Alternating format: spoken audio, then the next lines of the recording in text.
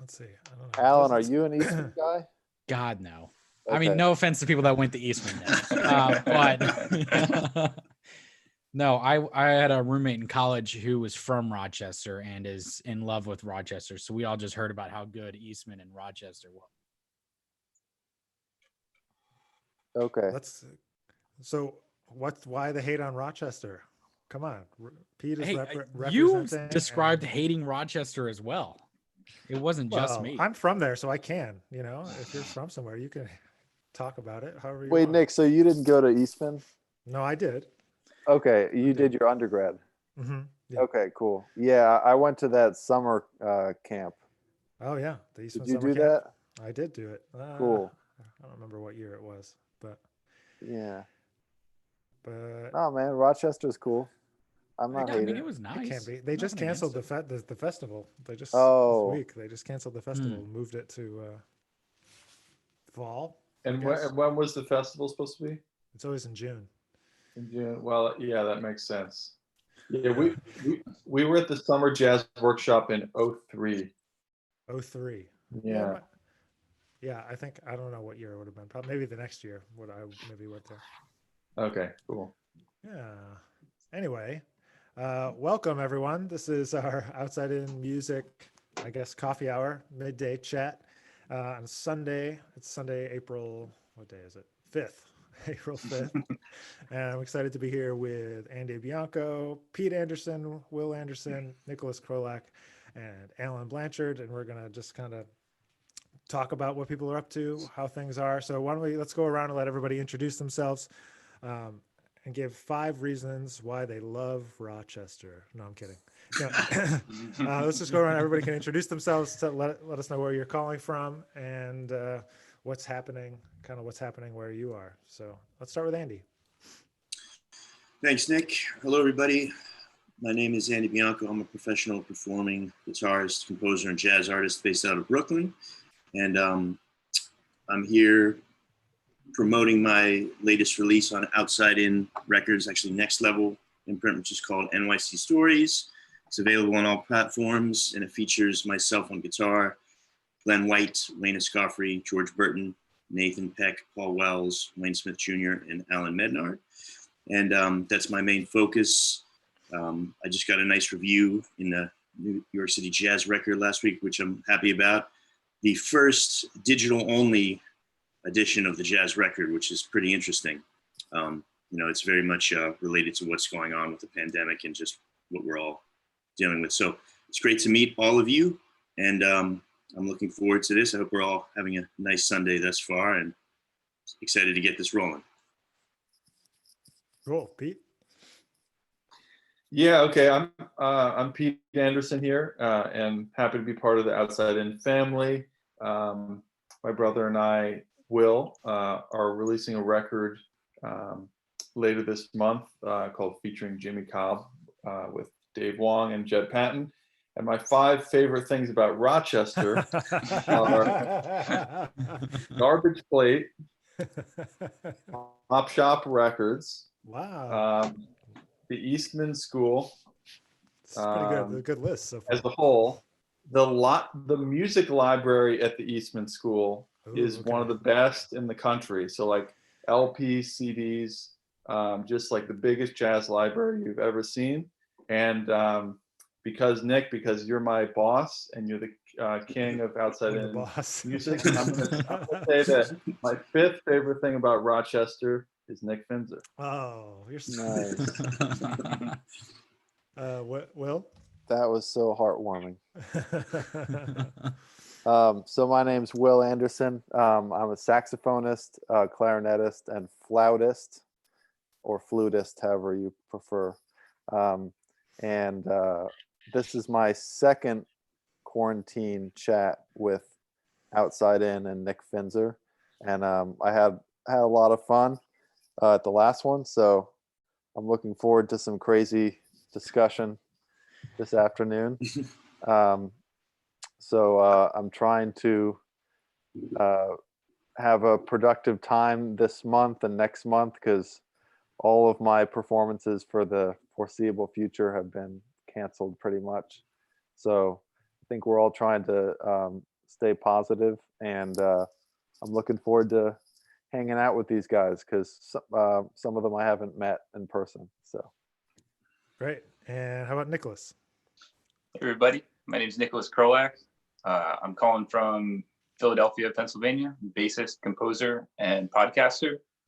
And I have an album coming out on Outside In Next Level at the end of May called Voice Equals Power. And I don't think I've ever been to Rochester. Now that I think about it, it's on the list. It's okay. Note to self: go to Rochester. right. And Alan? My name's Alan Blanchard. I worked with Nick for a couple years now at Outside in Music, based out of Nashville, play trumpet. I mean, Rochester's a strong okay. But you actually went this year, though, just in time. I did. I went for Martin Luther King weekend, and they got like 9 inches of snow while I was there. That's normal, though. That's regular. Yeah, I mean, it was cool. I like snow. I had no issue with it. They were obviously unfazed. But it was cool. I haven't really seen snow like that ever. I don't think so. So I guess let's just give people like a little bit of an update, an idea of what's going on. Everybody's kind of in a different location, about like what's happening with kind of where they are, what it looks like, what it feels like. It feels like finally to me this week, I'm in Texas, outside of Dallas. And people seem like maybe they're starting to actually take it seriously here a little bit. People are not out and about as much, and which is a good thing from my perspective, as hoping to move on with life. It seemed like people were really like resisting for a long time here, at least, and not really taking it seriously. Maybe I'm wrong, but that's how it felt. But then this week I found out a couple of my students actually tested positive. So it's kind of coming closer and closer to home. And yeah, just this morning got another text about another one that tested positive, and he's had pretty bad flu and pneumonia for like 11 days. So hopefully he feels better soon, but it's yeah. So anyway, how are things? Let's see. Andy's in Brooklyn, right? Yeah, exactly. How are things in Brooklyn? Well, I'm doing the online teaching thing as well, as I'm sure that we all are. I haven't had any students, thankfully, who've gotten sick.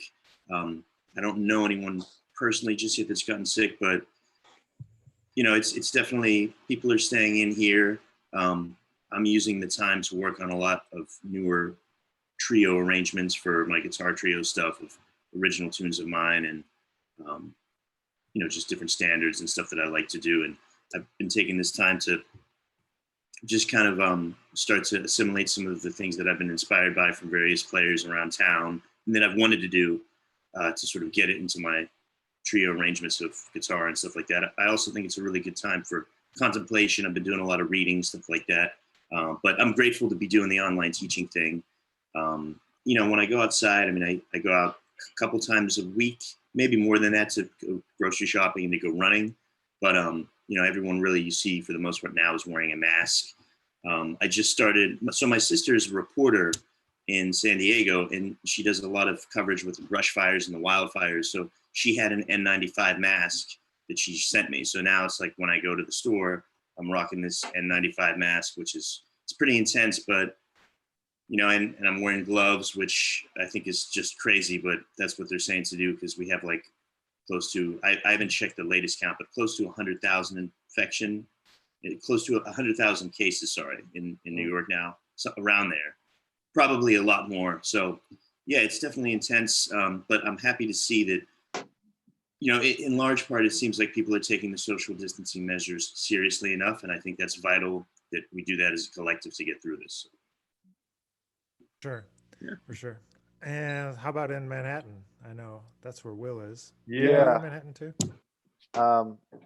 Yeah, I think people are pretty cautious from what I can see. Even when I go out to go on a walk or run, everyone's really trying to stay 6 feet away. And pretty much everyone's wearing a mask as well. But yeah, I'm sorry to hear about your students, Nick. Yeah, man. Sorry to hear that. Actually, my brother and I have family in Dallas. Actually, our sister and brother-in-law and her 2 kids live in Dallas, and our parents relocated in Dallas earlier this year. Wow. And our dad actually contracted COVID. Oh wow. But he seems to be okay. It's kind of like a mild flu or cold. So we'll hope for the best. It's scary, but I think from what I hear, people are reacting to it differently. So some people don't even have any symptoms. Right. So I think that honestly, I think it's like the more people that are positive, it's almost like good news because it means that it's not as deadly as we might think it would be. So in my mind, if half the country already has this, it's almost like good news because it means that a lot of us will develop an immunity from it. But hopefully. Yeah, exactly. And I hope your dad gets better soon. Yeah. Yeah. Seriously. Yeah, I'm just checking up on him and making sure, but it doesn't seem really bad. He's already had it for 2 weeks, so Oh wow. that's the doctors say that's like a good sign if you've been okay for 2 weeks. Wow. And Nicholas, what's been going on in Philly? Philly has had a lot less in numbers than New York. I think in my zip code, last time I checked, there was like 20 confirmed cases. But everyone's going through a lot of protocols. Everyone's wearing masks and such. And you don't see too many people outside. But I live right near a really great park system called the Wissahickon. So I've been going there, running, hiking, rock climbing, and not too many people have been out. So it's been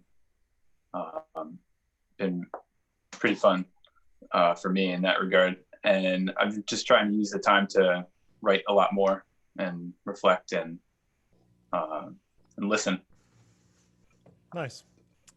And Alan, what's happening in Nashville?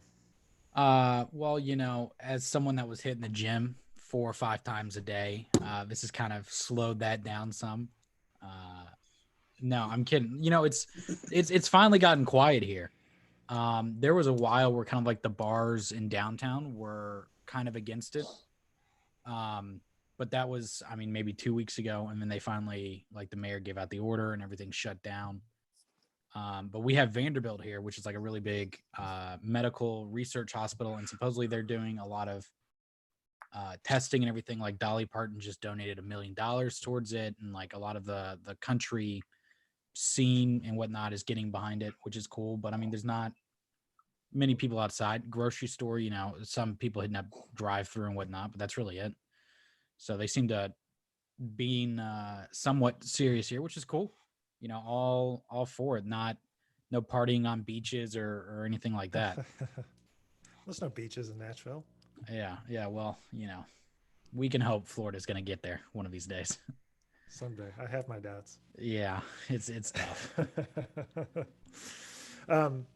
So since this is a coffee hour after all, I was thinking that I was wondering if people had any thoughts about if there's any. I know it's usually in other chats we've asked the question like, who do you want to be quarantined with? What jazz musician would you want to be quarantined with? And that's kind of an extreme question, and so I was trying to reframe the question and was thinking about like who is there a jazz musician that you would love, live or dead, that you would love, and it doesn't have to be a jazz musician, any musician or any thinker, any person really, that you would want to be able to like have coffee with, and meaning just like who would be someone that you'd love to have like an interesting conversation with, and like why would you want to talk to them? What would you want to talk to them about? And while you're thinking, I can share mine. And I think as a trombonist, maybe I'm a little biased, but I would always have really loved to be able to sit down and talk with J.J. Johnson, not only just about playing trombone and jazz and stuff, but he was just like a really thoughtful person. When I listened to interviews with him, he's very articulate speaker and a great arranger and all of that. He's just like kind of a Renaissance musician, but he also, when I hear stories about how his personality was, it kind of perplexes me. It just seems like he'd never quite fit into the like jazz musician stereotype of the time to me. But so anyway, that would be someone I would like really love to sit down and have coffee with, not be quarantined with, but just to be able to have an hour to sit down and like really talk about some interesting things, because I feel like he would be, a pretty well versed conversationalist, and it would be an interesting time at least. So does it? Who else has somebody that they really would love to get coffee with? I would like to have two answers to this question. One is that I love hanging out with Dave Wong, and I don't get enough time to hang out with him, and I miss getting coffee with him when I studied with him at Temple. So you mentioned Dave a little before, and that made me think of that. But my other pick would be Shirley Scott, because she was a huge figure in the Philly scene, and I feel like so much of the knowledge that has passed through the scene has originated with her, and I never got to meet her. So I would really like to have just hung out with her a little bit and hear what she had to say. Did she live in Philly like the whole time during her career, or did she? I'm not super sure. I believe so, but I'm not positive about that. But you just hear all the stories from all the people, the generation above me, and I listen to her records. I'm like, man, so good. But before my time. Sure. So when did you graduate from Temple? I did my master's at Temple in 2015. I graduated. Okay, cool. With my master's. I think it was 2015 or 16. Nice. Yeah, that's a great program. Yeah, I dig it a lot. I recommend it very highly. I was in the first class for their Masters of Jazz Performance program. Okay. And we were the guinea pigs for it, which was really fun. Cool. Yeah, I played a gig with this Barry player. I'm his name is escaping me, but Josh Lee. Josh Lee, yeah. Yeah, Josh, yeah. Yeah, he's the man. Josh is great. Yeah, he's awesome. So I was just rapping with him about the program, and it sounds like he's doing well. He said he's directing a big band at Temple for non-majors. Is that what? Yeah. Temple has like, I don't even know how many big bands they have now, but they have 2 community big bands. Cool. I think they have 3 or 4 student big bands, and I think it's 2 community big bands now. Yeah. Nice. Are you involved with that at all? I'm not, no. Okay. Cool, man. Yeah, I saw Terrell about a month ago in Maryland at a jazz festival, and he was holding court with all the trumpet players and talking about his life story of how he was a trumpet player, but then kind of quit and went into computers or mathematics or something, and then he had kind of a revelation when he met Wynton. And Wynton kind of got him back into music. Yeah, it was all because he had a teacher that was trying to change his embouchure. Yeah, because of the off-centered playing. Yeah. Yeah, and just had him on my podcast, and we got into all that stuff. Nice. He was actually the first person I reached out to when I started the podcast, and it only took me a year and a half to actually, solidify a time that worked for the both of us. Yeah. But yeah, Terrell's the man. Wait, so Nicholas, tell us about your podcast. What's going on with that? It's called the Voice Equals Power podcast, and it is usually centered around the Philly scene. It's long form interviews with people who are just making stuff happen. And my goal is to kind of parse out what makes their artistic voice and what led to that. And it's not only musicians that I interview. I had Lydia Liebman on the show. Oh, cool. Nice. And Willard Jenkins from the DC Jazz Fest. So I'm trying to get at all people who make jazz happen. You know, it's not just the players that make jazz happen. So I started about a year and a half ago, and since the quarantine, I've been trying to step up my output since I have more time, and I also see it as kind of a service to the community to be putting out stuff for people to dig. Yeah, that's cool. That's really cool. So Will, who would you like to have coffee with? Oh man. Well, I guess the first thing that came to mind, as far as having someone in the apartment during the quarantine is because I'm desperate to play.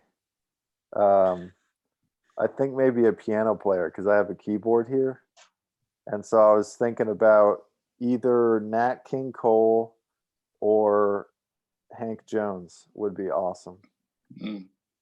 Because I think their style kind of lends itself to like duo playing without a bass player or without a drummer, and I love both of their playing. They know like every tune, and they'd be great to chat about.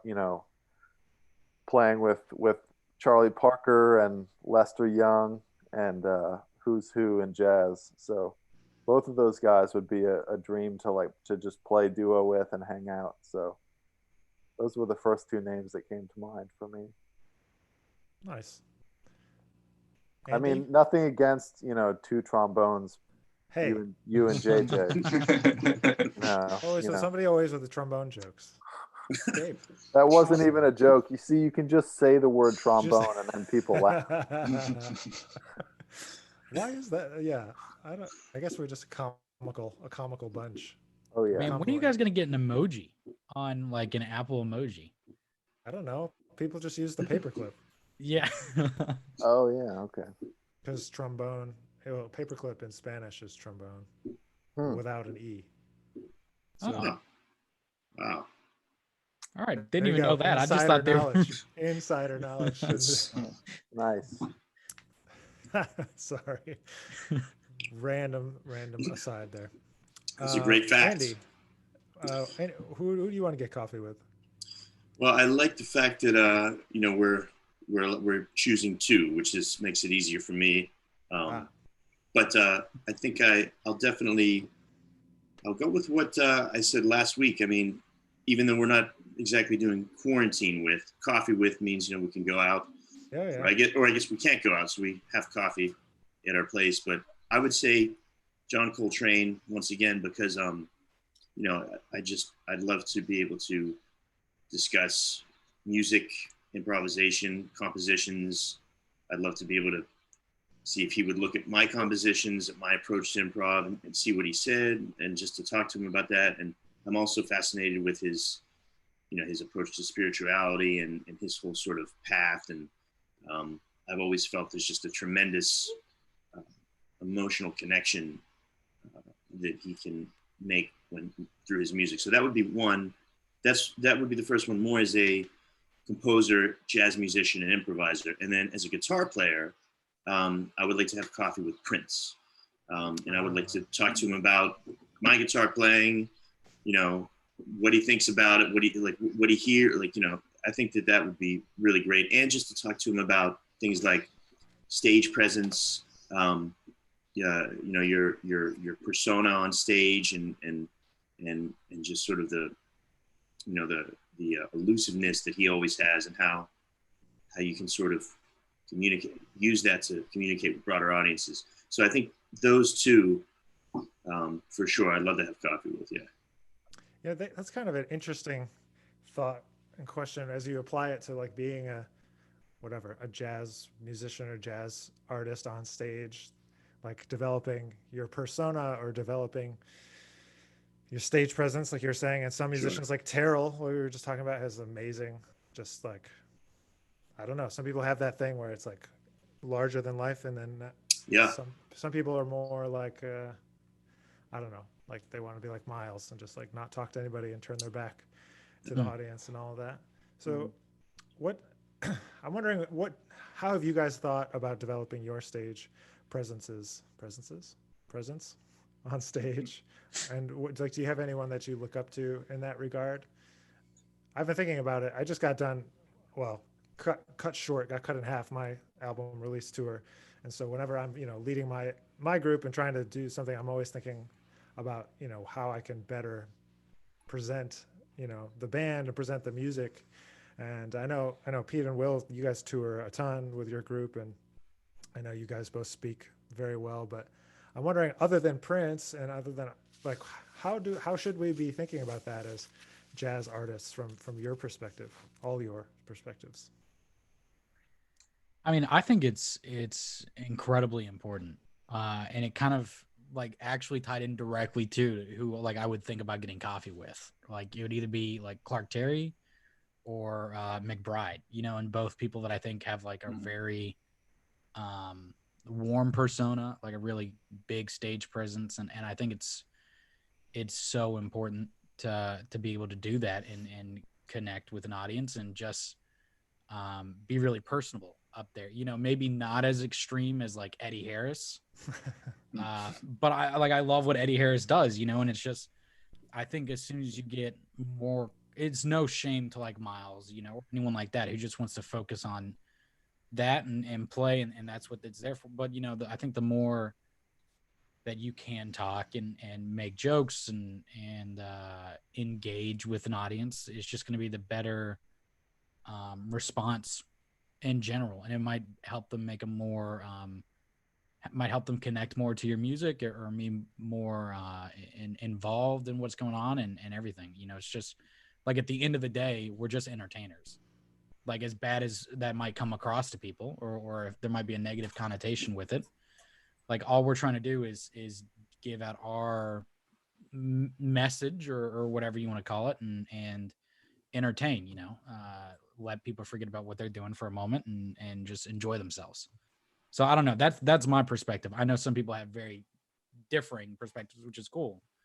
But that's kind of been the way that I viewed it, and I think it's something that you have to shed, like Andy was talking about. Like you do, there are some people that are natural at it, but other people you got to practice how to do that because they're just not used to it or able to flip that switch. Like you feel weird, like if you've never acted before or anything.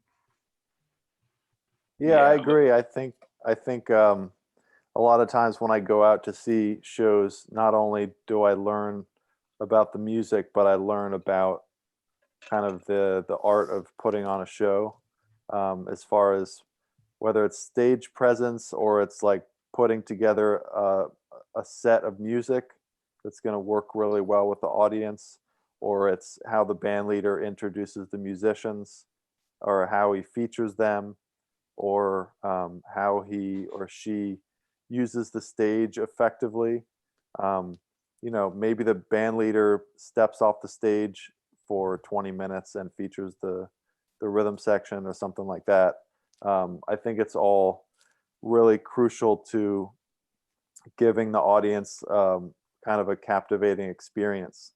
Because I agree with Alan completely. I mean, at the end of the day, we're in show business, and we're trying to entertain the audience, and within that, we're trying to kind of make the music as sophisticated as possible without selling out or anything.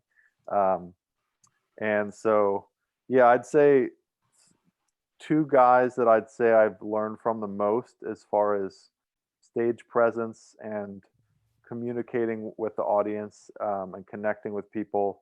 One would be Wynton Marsalis, and two would be Lauren Schoenberg. Um, I mean, obviously, you guys have all seen Wynton play, so that might be kind of self-explanatory. But Yeah, to me, Lauren is he's a master. He's not only a great musician, but he's good at fundraising. He's good at talking to people about the importance of jazz, and great at talking about jazz history and why what we're doing is so important.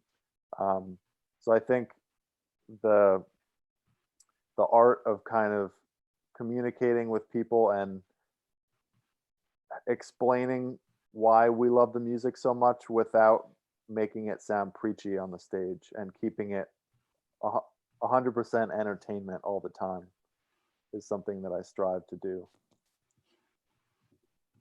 Yeah, when I first started band leading, which really wasn't that long ago, maybe like 2 years ago, going back to what Alan said about having to shed it, like I had to write down all my banter and like when in the set to talk and like what story to tell, and because it was just too much stuff for me to think about at the time. Just in the moment, I would just freeze up. So it took me a minute to do that, but shedding it is absolutely necessary. Was for me. I guess some people could just do it, but I couldn't. And then going with what you were all saying about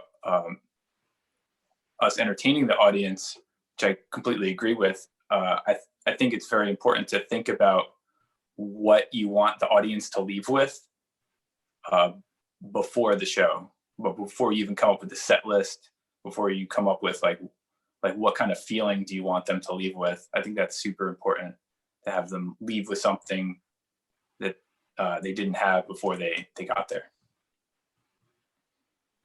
Those are all good points. Yeah, and I'm glad to hear that I'm not the only one that writes it down. Mm-hmm.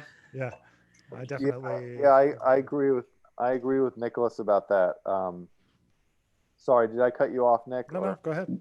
Yeah, I agree. I think it's almost like learning how to improvise on your instrument. You know, when you're playing in high school or something, like maybe your first couple solos you have to write them out, or you have to like plan something out, and then eventually over time you don't need to do that anymore because you have so much vocabulary that you can just at the spur of the moment let it go. And I think the same thing goes for emceeing your own concert. You know, you in the beginning, the first couple years of band leading, maybe you have to like really think about it, and then after a while, I think at least from my experience, I've gotten more comfortable with what I'm presenting and kind of feeling out the audience that you can just kind of improvise it.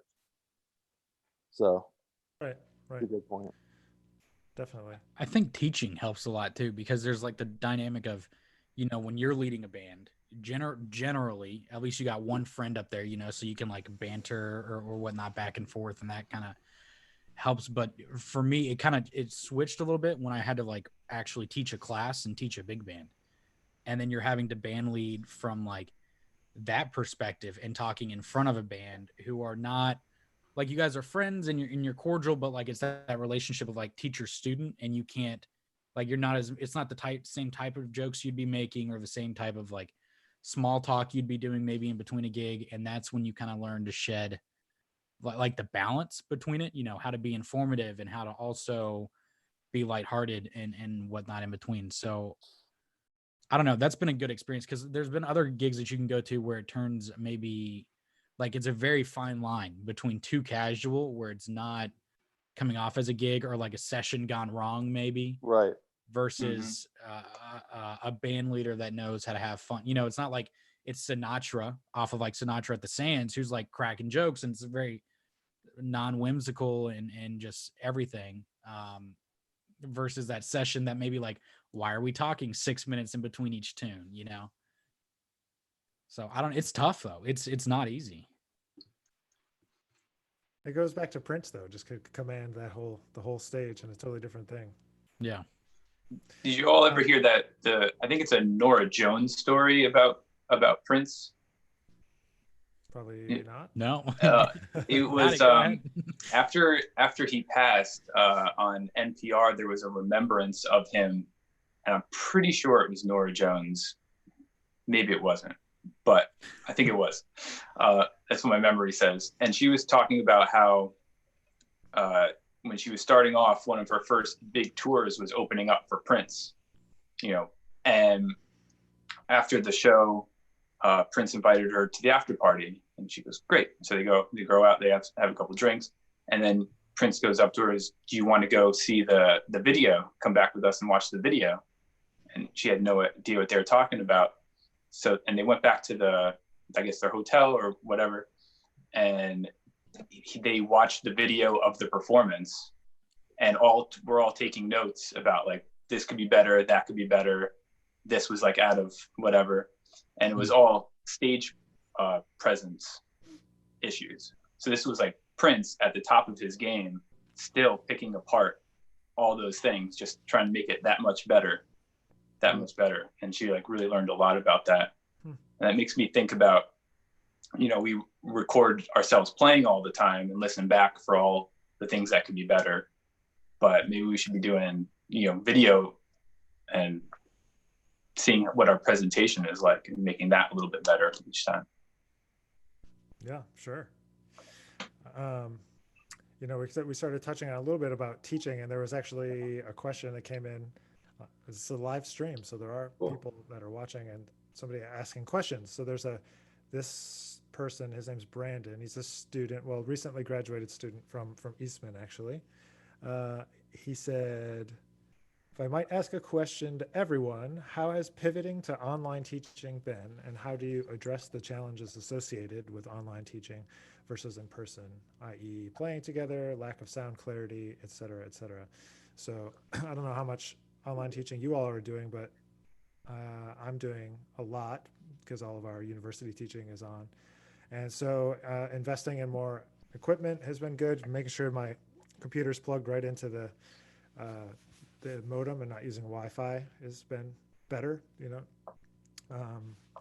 but as someone who has been doing Skype lessons for, a while, I think you have to approach the lesson with, I don't know what you guys think, but I think you have to approach the lesson with kind of a totally different approach. It's kind of like it's like a different type of lesson because of the limitations. And that doesn't mean that you can't be equally as effective with those limitations. Just in terms, I feel like it's way more on the student to have things prepared, to have more of a variety of things prepared, and to be able to take, more criticism or constructive criticism, because you can't do those things. Like in my lessons, I always love to play together and duets and play tunes and trade back and forth and all of that kind of stuff, but you can't do any of that. So for me, I transition kind of everything to be more about, it's got to be kind of a little bit more assignment based, and they have to really kind of go through and like do more things between each lesson because there's less time to just like sit around and play and talk about stuff. So I find that actually you can get a lot more stuff done when you approach it that way, rather than just complaining about, oh, the internet sucks and I can't hear you and blah, blah, blah, blah, blah. It's like, well, that you're not going to be able to assess sound quality necessarily. So let's talk about some other things. I don't know. Do you guys have any thoughts? I just kind of took it over there, but I mean, in terms of, it's a really, really great question. In terms of pros of it, I really like the flexibility, especially with, a lot of my students where I would make house calls and travel into Manhattan. And that really it relaxes a lot of the scheduling restrictions that were, prior to the online thing, quite an obstacle. So that's huge, the flexibility of the schedule. Another thing, because the environment, it's like, I'm in my apartment, the students are in their home or their apartment, they can be wearing pajamas, or there's a comfort there, and it creates a more relaxing vibe. And I'm all about that. I want my students, and I want the same thing, when I'm on the band center or whatever, I want everyone that's in my vicinity, I want them to feel as comfortable and as relaxed as possible. And that's another pro about the online thing. Your students, they can be relaxed at home. They don't have to travel. They don't have to deal with the subway or taking a cab or an Uber to the lesson or to my place or to a neutral studio location. So that is really great. In terms of the cons, for example, one of my students, like in terms of a company, at least, I'm using Skype and I'm using FaceTime. And the main reason why is just another thing that I like to do as a teacher. I like to make it as easy as possible for my students to study with me. I want to provide them like everything that they need. I don't like to necessarily have them go out and buy something else. Like everything that they need, I send them, they get from me. That's just how I like to do it. I like to make it as easy as possible. So rather than be like, okay, you need to download this software, I see whatever they have. And if they have Skype or FaceTime, I try to just cater to what they have and make it easier for them. Having said that, I found latency issues with Skype has been difficult when I want to accompany one of my students, a jazz guitar student or something like that.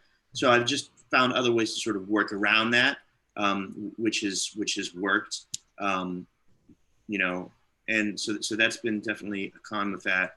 And then the other thing is, I'm very hands-on. Like I like to be able to literally show the students, like, this is how my hand looks. Like your hand should look like this on the guitar or whatever. Like I want to give them as many options as I can. And obviously, clearly now, hands-on is not a good idea because we're in a pandemic. So that I would say is a con too.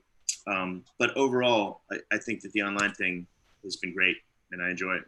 So. Yeah, I'll chime in here. I do think, as technology improves, I think a lot of the things that we're experiencing and consider cons are going to really go away. Totally. Yeah. Just imagine, when we used to use like dial-up phones and call long distance, and there was like, all sorts of white noise on the phone. Just imagine if you took full advantage of the current technology, if you got an expensive camera and, use an external camera and a microphone with your computer. It sounds like most of us are on our computers. Nick, you're using a camera, correct? No, it's just my computer camera. Really? Okay. Well, whatever, the picture looks quite good from what I'm seeing. That's good. And I know that, the more expensive equipment you get, the sound quality is better, the video, the better internet connection you have. These can all vastly improve the quality of the lesson for the student. Mm-hmm. And I think the more, the years that go by and the more we invest in our kind of hardware, it can actually make it a much better experience for the student. It's a big thing because if you're a great teacher and you know what to say, but you're using poor technology to do the lesson, it's like a big downfall. It's a great point, Peter. Yeah. I was just going to ask Andy. So do you accompany your students when you give lessons, or are you able to do that? Are you talking about online, or you mean just in general, or? Yeah, I'm talking about online. So, it really depends. As I said, the one student that I have that I was sort of trying to accompany him, but then I basically had him be responsible for supporting himself in terms of the form of the song, and just in terms of the time and the tempo, because he actually had a good sense of time, good feel, good sense of the form. So I ended up sort of doing that. But with the software that he has, he was having actually more issues on his end using Skype. And then I think I really only dealt with the latency issues with him. But clearly, Zoom is definitely much better for that. So right, but I just want to make sure like the consensus among like all of us is pretty much that like you can't really play with the student like in real time. Does everyone agree with that? Or I've just found that with Skype and with FaceTime, and again in that instance, I think it had to do a lot with just sort of his connection, his internet connection. So, but I don't know about Zoom. I haven't used it much. Like Nick, have you ever can you like play with them? Yeah, no. It's not. Yeah, you can't do it with No, Zoom either. No, there's always latency. Yeah, there's always latency. Yeah, right. It's either on my end or their end or the combination of both ends. Right.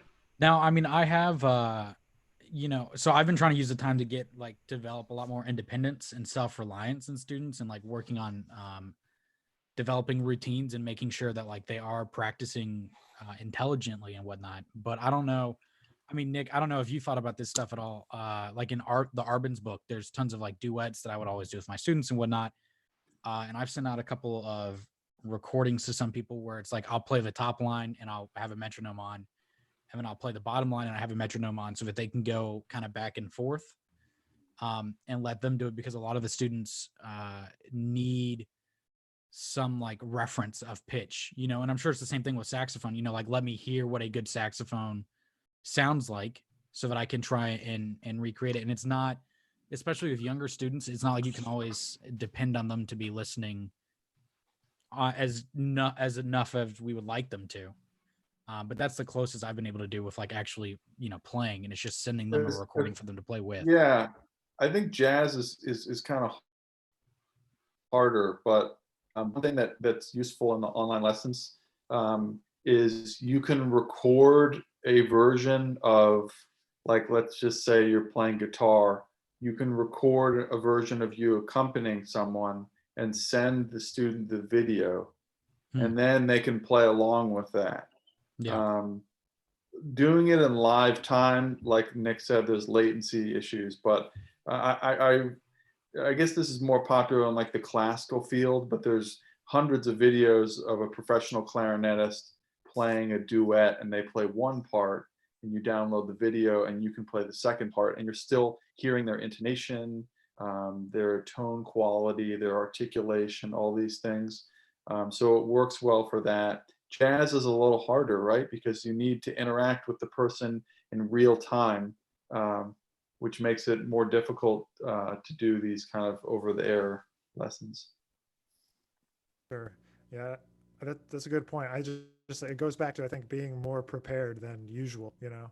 Yeah. Like you have to, like, if you, like Alan said, if you have a recording of the duet you want to do and send it, that's, you know, you can get a lot more done in the lesson. But you just have to think ahead, and usually, at least for me, I don't always get that far ahead because I'm trying to, you know, balance Right. a million things, just like we all are. So, but yeah, it's interesting. Hopefully someday we'll get to a zero latency thing, so we can, or actually it'd be better if we could just get back to seeing each other. Yeah, right. Yeah, I mean, right?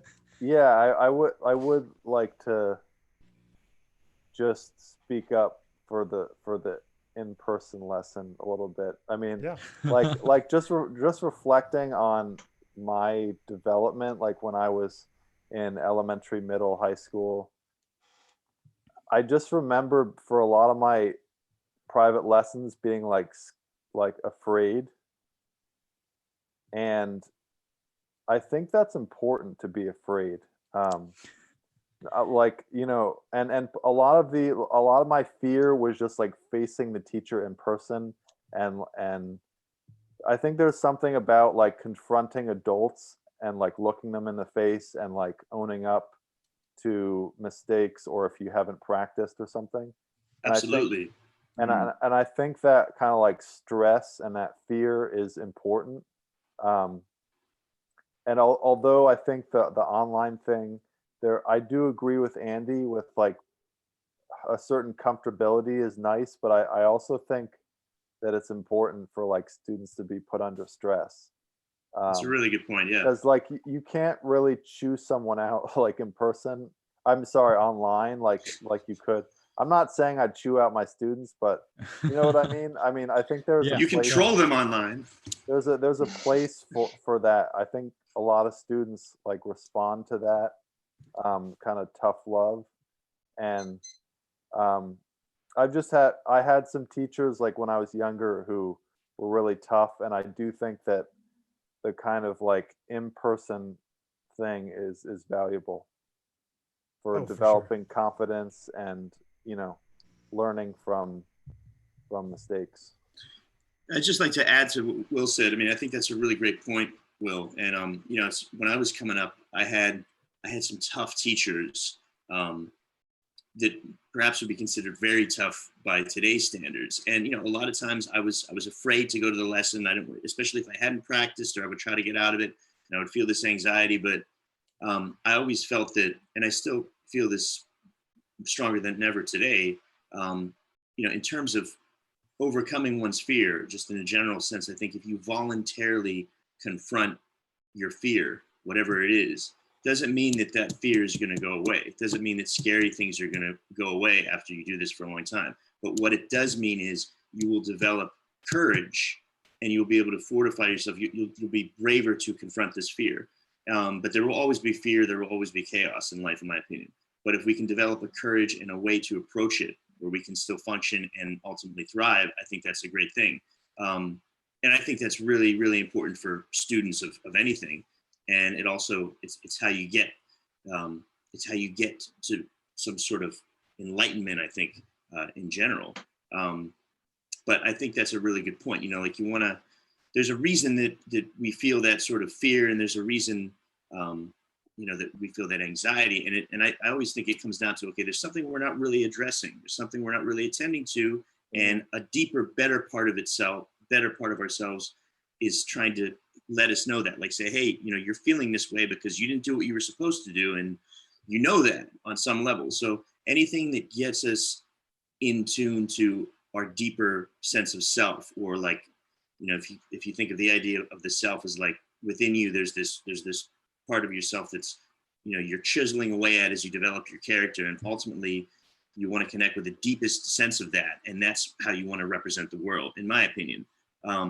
And I think confronting your fear and just having a way to deal with fear where you approach it, knowing that it'll never go away, but you approach it with something where you can build bravery, confidence, and courage is a great thing. And I think it's more than ever vital to instill that in our students. So thank you for bringing that point up.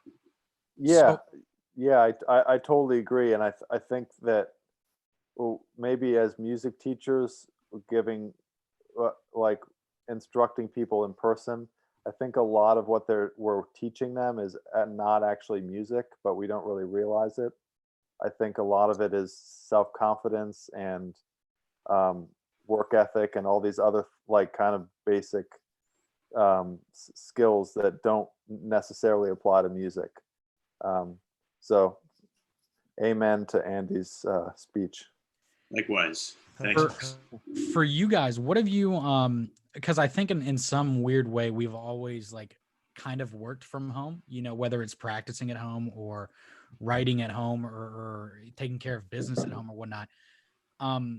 What things have you found during this, or tips do you have for other people? Because I know a lot of people are struggling with like motivation or how easily it can be to get distracted at home, you know. And I know personally for me, there's like certain things I've learned to do to kind of like switch the mindset so that I know like when I'm at home and I'm just doing like I'm just at home, or when I'm at home and I'm having to do work.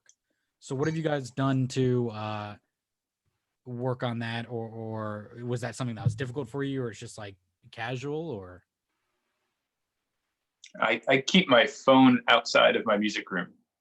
Phone does not go in the music room, except for right now. That's a great idea. That's a great idea. I got to do that. Yeah, that's the biggest time sink for me. That's a great idea, man. Thank you. Yeah, thank you. I'm not actually necessarily going to do that, but I do. I do agree with that sensibility. Yeah, I don't know if yeah, it does feel like mostly the same, except for having to teach online. Like, you know, I've, you know, as we all, I don't know, I'm not speaking very well this morning, but we spend a lot of time at home, and I don't know, you just have to, it doesn't feel any different to me. It's like the same sort of self-motivation I've always had to have. I think you'd have to have some of that if you're a musician, because you have to sit in a room, whether it's a home room or a school practice room or whatever, and get on yourself and face yourself every day. So I think, you know, we have a kind of maybe not unique, but, you know, we have a perspective of that, being alone with yourself and making sure that you're putting in the time every day, like as part of our past already. So it's kind of maybe helps us now when that's just reality for everybody. Yeah, I think to answer to Alan, I think for me, just like making little goals is always good. Yeah, I've never been the most like motivated person if I don't have any deadlines or goals. So I think, yeah, whether it be like, okay, this gig that I have in 2 weeks, like I'm going to learn 2 new tunes and I'm going to write an original tune and we're going to have a rehearsal or something like that. or like I'm going to transcribe this solo by this date or something. So I think just making little goals like that, at least for me, work well. Great. Well, I don't want to take up too much of everyone's time. I appreciate everybody being here and offering, what they had to offer, some great conversation today. But I want to go around. We'll just quickly one last time and let everybody kind of share where people can connect with you, what they can look for from you during this time if you're about to release something. So let's start with Nicholas. Yeah, you can find me on Instagram at Nicholas_Krolak. My podcast is on Spotify and Apple Music and Stitcher. It's called Voice Equals Power Podcast with an equal sign. My album of the same name, Voice Equals Power, will be out in May 22nd with the single out on April 14th.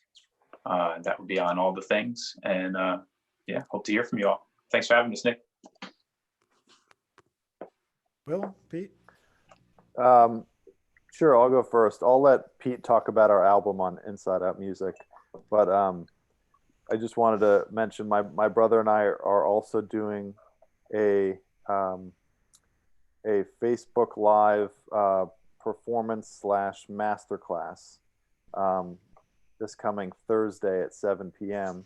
Cool. And it's through Scranton University because we were scheduled to visit and perform for them. So it's going to be for the Scranton students, but also open to the public on Facebook. So that's something that we're doing. But we have a website. It's peterandwillanderson.com. Yeah, what he said. We've got a release coming out on Outside In Music, which is just great label and great community that we're thankful that Nick is running.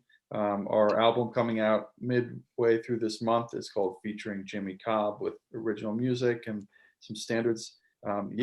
Just keep following us, peterandwillanderson.com, but also just keep following what Outside In Music is doing and the releases that Nick Finzer puts out because they're all great.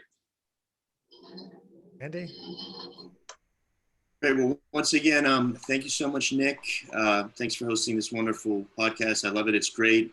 Alan, Nicholas, Will, Peter, it's great to see all you and meet you all in person.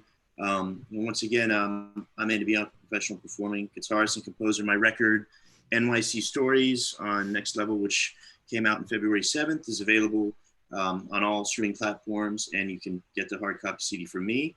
You can find me on Instagram at Bianco Andy and on Facebook at Andy Bianco and Andy Bianco Music.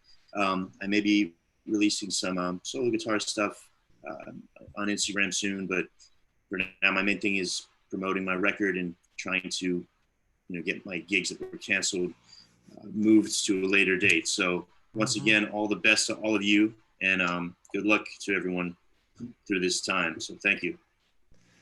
Excellent. Well, thank you again so much for being here. Appreciate it. Ellen, appreciate you being here as well. Do you have anything you want to plug?